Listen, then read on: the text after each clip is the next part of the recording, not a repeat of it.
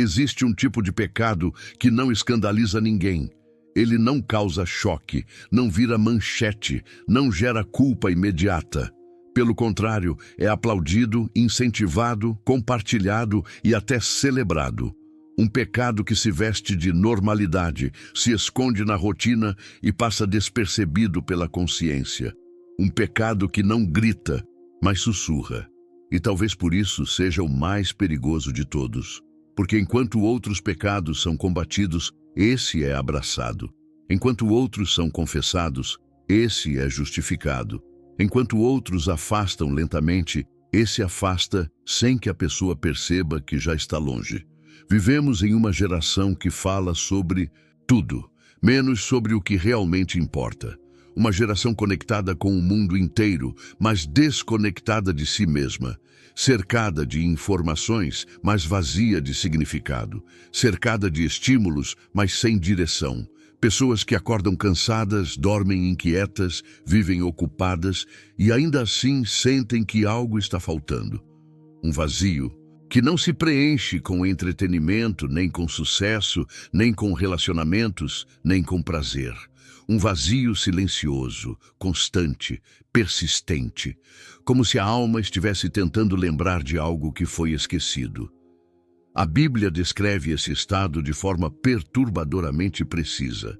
Em Romanos capítulo 1, verso 28, está escrito que como os homens não se importaram em manter o conhecimento de Deus, Ele os entregou a uma mente reprovada para fazerem o que não convém. Não diz que Deus os puniu com dor imediata. Não diz que Ele os castigou com sofrimento visível. Diz que Ele os entregou a si mesmos, entregou a própria mente, entregou aos próprios desejos, entregou a própria lógica, e talvez essa seja uma das formas mais sutis de juízo, quando Deus deixa de interferir. Uma mente reprovada não é uma mente confusa, é uma mente que perdeu o senso do que é essencial, uma mente que se acostumou com o superficial. Uma mente que normalizou o que deveria causar desconforto. Uma mente que não sente mais fome espiritual, porque está constantemente anestesiada. O pecado que parece normal não é apenas algo que se faz, mas algo que se aceita, algo que se incorpora, algo que se defende, algo que se chama de estilo de vida, de liberdade, de escolha pessoal. Algo que deixa de ser visto como problema e passa a ser visto como identidade. Jesus também falou sobre isso de forma ainda mais direta. Em Mateus capítulo 24, verso 12, ele disse que por se multiplicar a iniquidade, o amor de muitos esfriaria. Não falou que o amor acabaria de repente. Falou que esfriaria, como uma chama que não é apagada com água, mas com falta de combustível. Como um coração que não é destruído por ódio, mas por indiferença. O esfriamento não acontece no caos, acontece na normalidade, acontece na rotina, acontece quando se vive sem perceber que já não se sente mais. O pecado moderno não se apresenta como transgressão, ele se apresenta como distração, não como rebeldia, mas como ocupação, não como negação explícita de Deus, mas como esquecimento silencioso.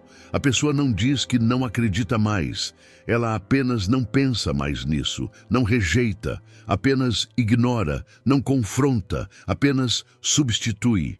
Substitui o silêncio interior por ruído externo, substitui a busca espiritual por entretenimento constante, substitui a presença por performance, substitui o ser pelo parecer. As redes sociais não são apenas plataformas, são espelhos distorcidos da alma humana, lugares onde as pessoas mostram o que querem ser, não o que realmente são, onde compartilham momentos, mas escondem crises, onde exibem sorrisos, mas silenciam angústias, onde vivem para serem vistas, não para serem verdadeiras. Um palco permanente, sem bastidores, um teatro onde a identidade é construída por curtidas e validada por comentários. E pouco a pouco, sem perceber, a pessoa passa a viver para a imagem que criou, não para a vida que possui. O problema não é usar tecnologia. O problema é ser usado por ela. O problema não é se conectar, é nunca mais se desconectar, nunca mais ficar em silêncio, nunca mais ouvir a própria consciência, nunca mais encarar os próprios medos, nunca mais perguntar quem se é quando ninguém está olhando. O pecado que parece normal é viver anestesiado, é existir sem presença, é respirar sem perceber, é consumir sem refletir, é viver sem profundidade. A alma humana não foi criada para a superficialidade, ela foi criada para a eternidade, foi feita para o infinito, não para o imediato. Foi desenhada para Deus, não para distrações. Por isso nada satisfaz plenamente, por isso tudo cansa. Rápido. Por isso a felicidade dura pouco. Por isso sempre falta algo, mesmo quando aparentemente não falta nada. O coração humano carrega uma sede que nenhuma tela pode matar, uma fome que nenhum sucesso pode saciar, uma solidão que nenhum relacionamento pode curar. Então surge o auto-engano. A pessoa começa a acreditar que está bem, que não precisa de nada, que já encontrou seu caminho, que não precisa mudar, que não precisa pensar sobre isso agora, que não precisa lidar com questões profundas, que tudo pode ser resolvido depois. Mas esse depois nunca chega. E enquanto isso, a sensibilidade espiritual vai morrendo devagar. A culpa vai desaparecendo, o incômodo vai sumindo, a consciência vai se calando. E o pecado deixa de ser percebido como pecado. O mais assustador não é quando alguém vive em erro e sabe disso. O mais assustador é quando alguém vive em erro e chama isso de normal. Quando não há mais luta interna, quando não há mais conflito, quando não há mais pergunta, quando não há mais busca, quando não há mais sede, porque onde não há sede, não há arrependimento. Onde não há arrependimento, não há transformação. Onde não há transformação, há estagnação. E estagnação espiritual é uma forma lenta de morte. Muitas pessoas hoje não se afastaram de Deus por revolta, se afastaram por distração. Não por ódio, mas por excesso de ruído. Não por rejeição, mas por falta de atenção. Não por escolha consciente, mas por hábito inconsciente. Foram deixando de orar, foram deixando de refletir, foram deixando de sentir, foram deixando de buscar. E quando perceberam, já estavam vivendo uma fé de memória, não de experiência, uma fé herdada, não vivida, uma fé de palavras, não de presença. A iniquidade que Jesus menciona não é apenas moral, é existencial. É viver sem propósito. É existir sem sentido, é respirar sem direção, é acordar sem saber por quê, é trabalhar sem saber para quê, é se relacionar sem saber com quem se é de verdade, é viver como se a vida fosse apenas isso, como se não houvesse eternidade, como se não houvesse juízo, como se não houvesse alma, como se não houvesse Deus. E talvez o pecado que mais afasta as pessoas de Deus hoje seja a indiferença espiritual. Não sentir mais nada, não se importar mais, não questionar mais, não buscar mais, não se incomodar mais, não se arrepender mais, não se render mais, apenas seguir, apenas consumir, apenas existir, apenas passar o tempo, apenas sobreviver. Como se a vida fosse uma sequência de distrações até o fim. Mas o problema é que o fim chega.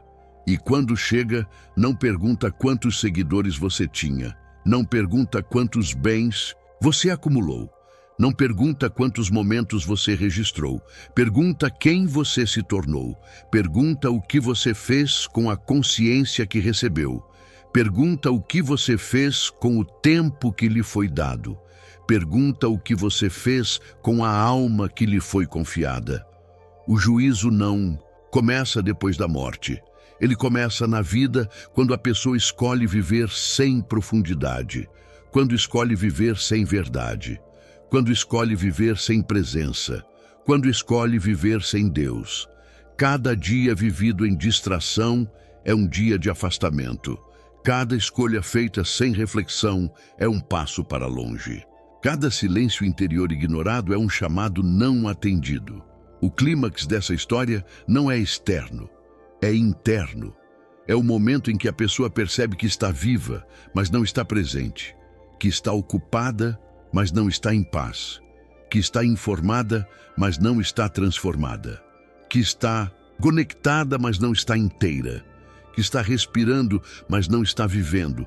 E então surge a pergunta que muda tudo: em que momento eu me perdi de mim mesmo? Deus não grita, Ele chama, não invade, Ele espera, não força, Ele convida. A voz de Deus não compete com o barulho do mundo. Ela se manifesta no silêncio que quase ninguém mais suporta, no desconforto que quase ninguém mais enfrenta, na inquietação que quase ninguém mais escuta, no vazio que quase ninguém mais aceita sentir. Porque sentir dói, pensar dói, encarar dói, e é mais fácil se anestesiar. Mas existe um tipo de dor que cura: a dor do despertar, a dor de perceber, a dor de reconhecer, a dor de admitir, a dor de voltar. O arrependimento não é humilhação, é libertação. Não é culpa eterna, é recomeço. Não é condenação, é convite. Um convite para sair da superfície e mergulhar, para sair da distração e entrar na presença, para sair da aparência e voltar à essência. O pecado que parece normal só perde força quando a consciência desperta, quando a pessoa volta a sentir, quando volta a se perguntar, quando volta a buscar, quando volta a desejar algo além do imediato, quando volta a se lembrar de que existe mais do que likes, mais do que dinheiro, mais do que prazer, mais do que status, mais do que sobrevivência. O amor que Jesus disse que esfriaria pode voltar a aquecer, mas precisa de combustível. E esse combustível é a verdade sobre quem somos, sobre onde estamos, sobre o que estamos fazendo com a vida que recebemos. A verdade dói, mas também liberta. A verdade confronta, mas também cura. A verdade expõe, mas também restaura.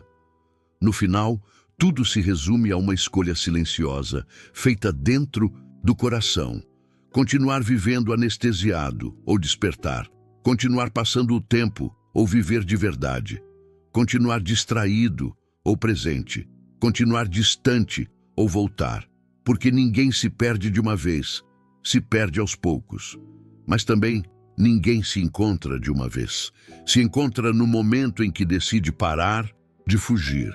E talvez a frase mais importante não seja um versículo, nem uma doutrina, nem uma explicação. Talvez seja apenas essa: você não precisa morrer para perceber que estava longe de Deus.